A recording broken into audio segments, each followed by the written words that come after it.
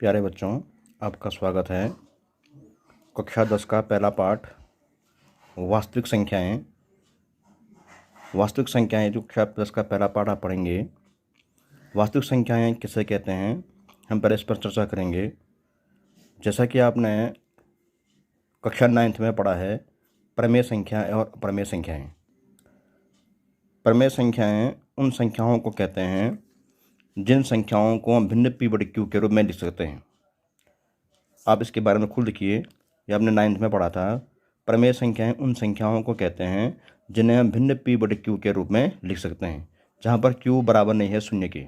तो p बटे q means होता है कोई भी भिन्न हो, जैसे 2/3 हो या 4/5 हो या 9/11 हो या ऋण 5/6 हो या 7/11 हो। कोई भी संख्या हो, कोई भी भिन्न हो, वो चाहे वो धनात्मक हो ऋणात्मक हो, उसे कहते हैं प्रमेय संख्याएं। यानी कि जो भिन्न होती हैं और जो पूर्णांक होते हैं, जैसे 1, 2, 3 एक्स्ट्रा, उन्हें कहते हैं प्रमेय संख्याएं। यानी कि जो भी भिन्न होते हैं, आपने भिन्न के बारे में पहले पढ़ा है, उन्हें कहते हैं प्रमेय संख्याएं।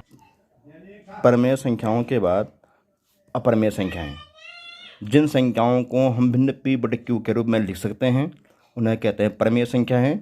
जबकि जिन संख्याओं को हम भिन्न p बटे q के रूप में नहीं लिख सकते हैं, उन्हें कहते हैं अप्रमेय संख्याएं। तो प्रमेय अप्रमेय के बारे में अपना 9th में ही पढ़ा हुआ है पहले पाठ में। अप्रमेय संख्या जैसे वर्गमूल 3, वर्गमूल 5, वर्गमूल 11, पाई, माना जिन पर वर्गमूल लगा हुआ है परंतु वो संख्याएं पूर्ण वर्ग नहीं है, वो सारी की सारी अप्रमेय संख्याएं कहलाती हैं। तो संक्षेप में वही कि जिन संख्याओं को हम भिन्न p बटे q के रूप में लिख सकते हैं, उन्हें कहते हैं प्रमेय संख्याएं। और जिन संख्याओं को हम p बटे q के रूप में नहीं लिख सकते हैं, मीन्स जो भिन्न नहीं होती हैं, उन्हें कहते हैं अप्रमेय संख्याएं। तो प्रमेय व अप्रमेय संख्याओं के बारे में पढ़ने के बाद आप जो कक्षा 10 का पहला पाठ है वास्तविक संख्याएं, उसके बारे में जानेंगे। तो प्रमेय संख्याएं पढ़ दी, अप्रमेय संख्याएं पढ़ दी, और प्रमेय अप्रमेय संख्याओं के समूह को कहते हैं वास्तविक संख्याएं। मीन्स प्रमेय संख्याएं जो हैं वो भी वास्तविक संख्याएं हैं और अप्रमेय संख्याएं जो हैं वो भी वास्तविक संख्याएं हैं, यानी कि रियल नंबर। तो प्रमेय और अप्रमेय संख्याओं दोनों को कहते हैं वास्तविक संख्याएं, जो कि हम अब कक्षा 10 में पढ़ेंगे। अब 9th में भी थोड़ा बहुत पढ़ा है इसके बारे में। तो जिनको हम भिन्न p बटे q के रूप में लिख सकते हैं, उन्हें प्रमेय संख्याएं कहते हैं, जहाँ पर q बराबर नहीं है शून्य के। और जिनको हम भिन्न के रूप में नहीं लिख सकते हैं, उन्हें कहते हैं अप्रमेय संख्याएं। और प्रमेय और अप्रमेय संख्याओं का जो समूह होता है, मीन्स जिसमें प्रमेय भी हो अप्रमेय भी हो, दोनों मिक्स, उन्हें कहते हैं वास्तविक संख्या। मीन्स अगर मैं कहता हूँ कि ये 2/3 एक भिन्न है, यानी कि प्रमेय संख्या है। अगर 2/3 एक भिन्न है, यानी कि प्रमेय संख्या है, तो ये प्रमेय संख्या भी है और वास्तविक संख्या भी है। जैसे वर्गमूल 7 दिख गया मैंने, यह प्रमेय संख्या भी है, अप्रमेय संख्या भी है और वास्तविक संख्या भी है। फिर मैंने तुम्हें कहा 7 बटे जो है क्या 10, ये प्रमेय संख्या है लेकिन वास्तविक संख्या भी है। मैंने तुम्हें कहा वर्गमूल 19, ये अप्रमेय संख्या है और क्या वास्तविक संख्या भी है। कहने का मतलब ये है, ये प्रमेय भी है और वास्तविक भी है, ये अप्रमेय है और वास्तविक भी है। यानी कि चाहे वो संख्याएं प्रमेय हों चाहे वो संख्याएं अप्रमेय हो, उन दोनों को ही कहते हैं वास्तविक संख्याएं। मीन्स वास्तविक संख्याओं में सब आते हैं। आप गिनती बोलिए 1 2 3 4 5 6, वो पूर्णांक हों, पूर्ण संख्याएं हों, प्राकृतिक संख्याएं हों, प्रमेय हों, अप्रमेय हों, सबके सब उन्हें कहते हैं वास्तविक संख्या, यानी कि रियल नंबर। तो बच्चों, आपको जब पहला पाठ शुरू करेंगे तो ऊपर से लिख करके वास्तविक संख्याएं लिख करके आप प्रमेय संख्याओं की, मैंने परिभाषा नहीं लिखी यहाँ पर, आप लिखेंगे जो मैंने आपसे कही है उदाहरण सहित कि प्रमेय संख्याएं किसे कहते हैं, परिभाषा उदाहरण भी, और अप्रमेय संख्याएं किसे कहते हैं, परिभाषा उदाहरण भी। और उसके बाद वास्तविक संख्याओं की परिभाषा वही जो मैंने अभी आपसे कही है, या मेरा संक्षेप में लिखा हुआ भी है कि प्रमेय व अप्रमेय संख्याओं के समूह को वास्तविक संख्याएं कहते हैं। जैसे कुछ उदाहरण आप जो है लिख देंगे। बच्चों, कक्षा 10 में आप जो पढ़ेंगे, पहली चीज़ वो पढ़ेंगे यूक्लिड विभाजन एल्गोरिथम। तो कक्षा 10 की किताब जब आप खोलेंगे, उसमें पहले आप पैटर्न में आपको पहला प्रश्न ही आपको किससे मिलेगा, यूक्लिड विभाजन एल्गोरिथम से। तो यूक्लिड विभाजन एल्गोरिथम का जो व्यापक रूप है, जो उसका स्टैंडर्ड फॉर्म है, वो है a = bq+r। ये इसका रूप है, a = bq+r। इसका मतलब क्या हुआ, मान लीजिए कि आप 26 में 5 का भाग कर रहे हैं, तो आप भाग कैसे करेंगे, 5 5 × 25, यानी कि 5 पंजे 25, और उसमें रिमाइंडर बच जाएगा, शेष बच जाएगा 1। तो हम इसको लिखेंगे a = B Q plus R. फिर से जैसे हम माना कि 3 का भाग कर रहे हैं 17 में, हम लिखेंगे 3 पंजे 15, 3 पंजे 15, इसमें आया शेष 2, इसमें शेष 2 आया, तो हम इसको लिखेंगे A equal to B into Q plus R. तो ये है A equal to B Q plus R इस रूप में। और यहाँ पर लिखेंगे आप, यहाँ भी देखेंगे आप, A equal to B Q plus R means, हाँ यहाँ पे ए का मान है 25, A equal to B Q plus R. यहाँ पे है ए का मान 17, बी का मान 3, क्यू का मान 5 और रिमाइंडर शेष का मान है इसमें क्या 2। तो हम पहले चैप्टर में जो पढ़ेंगे यूक्लिड विभाजन एल्गोरिथम से एचसीएफ निकालना, एचसीएफ मीन्स मौसो निकालना। तो यूक्लिड विभाजन एल्गोरिथम से हम एचसीएफ कैसे निकालते हैं, इस टॉपिक पर मैं आगे चर्चा करूँगा। अभी आपको सिर्फ पार्ट का नाम डाल करके पहला पार्ट 10 में परमेय संख्याएं, अपरमेय संख्याएं और वास्तविक संख्याओं की परिभाषा उदाहरण से देनी है। अब यूक्लिड विभाजन एल्गोरिथम से हम एचसीएफ कैसे निकालेंगे, इसको मैं आपको आगे समझाऊंगा। अब मान लीजिए बच्चों, आपका जो पहली प्रश्नावली है उसमें पहला प्रश्न है यूक्लिड विभाजन विधि से एचसीएफ निकालना, यूक्लिड विभाजन एल्गोरिथम विधि से मौसो निकालना। तो यूक्लिड विभाजन एल्गोरिथम से मौसो कैसे निकालते हैं। मान लीजिए पहला प्रश्न है कि हमें 225 और 780 का मौसो निकालना है, यानी कि एचसीएफ फाइंड करना है। तो इसका एचसीएफ कैसे फाइंड करेंगे, यूक्लिड विभाजन विधि से। आपने कक्षा 4-5 में जो मौसो पढ़ा हुआ है वही आपको यहाँ पर प्रयोग करना है, बस इसको थोड़ा सा आपको यूक्लिड विभाजन के रूप में लिखना है। तो हमें मौसो निकालना है, जो पहले प्रश्नावली, ये बहुत इंपॉर्टेंट सवाल है, हर बार बोर्ड परीक्षा में ज़रूर आता है ये। तो आपको मौसो निकालना है वही विधि से जो आपने कक्षा 4-5 में सीखा हुआ है, अलग से भाग करके, और इस भाग को आप जो है यहाँ पर यूक्लिड विभाजन एल्गोरिथम से लिखेंगे। मान लीजिए आपको भाग करना है 225 तियाँ होता है 675, और भाग करने के बाद आपका शेष आया 105।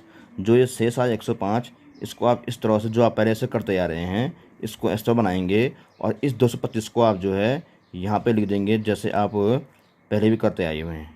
अब जो आपने यहाँ पर किया हुआ है इसी को आप यहाँ लिखेंगे यूक्लिड विभाजन से। किस तरह से, 780 जो यहाँ लिखा हुआ है, 780 बराबर भाजक गुणा का ये भागफल धन शेष जो आया था 105। तो इसको यहाँ लिखिए 780 बराबर 225 गुणा गए 225 गुणा गए 3, धन जो शेष आया था आपका 105।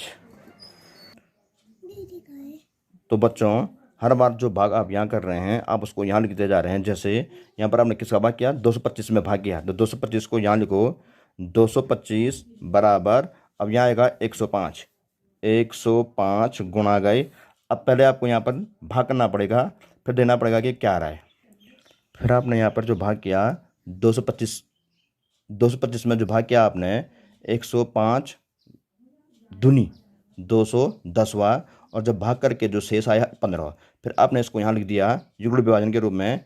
यहाँ का 225 यहाँ लिख दिया आपने, 225 बराबर 105 गुणा गए, यह है 105 गुणा गए 2 धन 15। तो 105 गुणा गए 2 धन जो है 15। तो ये प्रक्रिया आप करते रहेंगे बार बार, और जब तक कि लास्ट शेष 0 ना आ जाए। फिर जो है 15 को इस तरह से बना करके यहाँ पर लिखेंगे आप, इसको उतारेंगे आप यहाँ पे 105 को, यहाँ लिखेंगे आप 105, फिर लिखेंगे 15 सता 105 या, और लास्ट में आ गया क्या शेष। जो ही आपका शेष 0 आता है तो आपका सवाल यानी कि भाग यहाँ पर जो ख़त्म हो जाता है, और आप उसको यहाँ लिखते हैं एल्गोरिथम के रूप में 100, ये हमने लिख दिया है। फिर यहाँ पर आएगा 105 बराबर 105 बराबर, ये देखिए 105 बराबर 15 गुणा गए 7 धन 0, 15 गुणा गए 7 धन 0। तो जो हमने भाग यहाँ किया, हमने हर्ष को उसका यहाँ लिखा हुआ है, जो से 0 आएगा फिर लिखेंगे HCF, आपका आंसर आ गया है HCF इसका 15, यानी कि इसका आंसर आ गया इसका 15।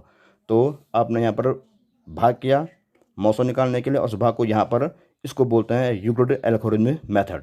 जो छोटी कक्षा में आपने पढ़ा हुआ इसको यहाँ पर लिखेंगे आप, इसका HCF भी आ गया 15। तो 780 बराबर 225 गुणा गए 3 धन 105। फिर यहाँ पर 225 में भाग करेंगे 105 गुणा गए 2 धन 15।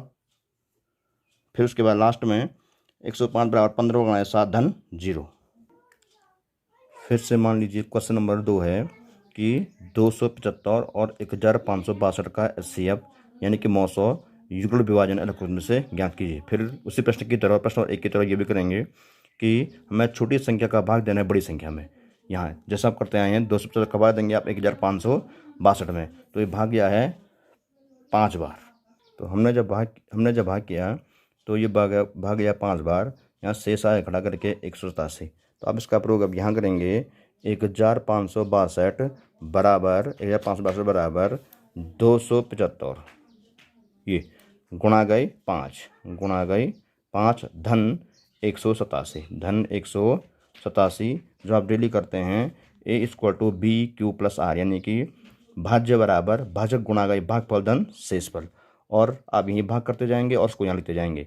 और जब यहाँ पर शेष आ चुका है 187 शेष आने के बाद फिर आपको यहाँ से ये 275 उतारना है। यहाँ पे इसको बनाएंगे 275 और भाग देंगे इसको, फिर से भाग जा रहा है एक बार 187 एकम 187 और यहाँ पे घड़ा के आ रहा है इसका 88 और फिर इसको यहाँ लिख देंगे, इसको यहाँ उतारेंगे आप 275 ये 275 बराबर यहाँ देखिए 275 बराबर 187 गुणा गई 187 मल्टीप्लाई 1 प्लस जो शेष आया था 88। हर बार वही प्रक्रिया कि 275 बराबर 187 गुणा गया 1 धन 88 जो यहाँ लिख दिया हमने। फिर 28 शेष आ गया, फिर इसको इस तरह से बना करके भाजक बना करके भाज्य बनाएंगे आप किसको 187 को, और 187 में भाज्य बनाने के बाद आप फिर भाग करेंगे, भाग जाएगा 88 दूनी होता है 176 और जो भाग गया फिर इसको यहाँ लिखिए, इसको यहाँ लिखिए आप 187 बराबर 187 बराबर 88 गुणा गई 2 धन जो यहाँ पर शेष आएगा, यहाँ पर शेष आया 11 घटा करके फिर 11 को यहाँ बना करके यहाँ लिखिए क्या 88 और 11 88 शेष आया 0। मैंने आपको कहा था जो ही शेष शून्य आता है तो आपका पूरा भाग खत्म हो जाता है और HCF आता है ये वाला। ध्यान रहे 900 ये ना होगा, 8 नहीं होगा, 11 होगा, तो इसका 900 है 11। आप इसको युगल विभाजन के रूप में इस तरह से यहाँ लिखते जाइए। कहाँ तक लिखे थे 88 गुणा गई 2 88 गुणा धन 11। उसके बाद फिर यहाँ लिखिए इस 88 को यहाँ लिखिए 88 बराबर 11 गुणा गए 8 धन 0। तो बच्चों इसका 900 आ चुका है 11। तो आपने जो है यहाँ पर भाग करना है, उसको यहाँ पर लिखना है A=BQ+R के रूप में। पहले यहाँ आपने लिखा 1562 बराबर 275 गुणा गए 5 धन 187, इस तरह से यहाँ लिख दिया। उसके बाद आपने लिखा 275 बराबर 187 गुणा गए 1 धन 88, 1 धन क्या 88। फिर इसको हर बार इस तरह से लिख जाए और तब तक भाग करें जब तक जो शेष शून्य ना आए। जब शेष शून्य आएगा तो आपका 900 खत्म हो जाएगा और आपने इसको युगल के रूप में इस तरह से यहाँ लिख देना और इसका आंसर आएगा 11। और अब आपको एक्सरसाइज 1.1 जो एक्सरसाइज 1.1 है उसका क्वेश्चन नंबर 1 करना है। क्वेश्चन नंबर 1 वही है जो मैंने अभी आपको बताया, निम्न संख्याओं के HCF ज्ञात करने के लिए युगल विभाजन का प्रयोग कीजिए। तो यहाँ पर 1 2 और क्या 3 सवाल हैं। इन तीनों सवालों का आप सिर्फ इन विधि से करेंगे, फिर कोई में करेंगे। पहले प्रश्नावली का सिर्फ पहला प्रश्न ही, इसमें के 3 खंड है 1 2 और 3, इन्हें आप करेंगे। आगे फिर नई प्रश्नावली पर चर्चा होगी।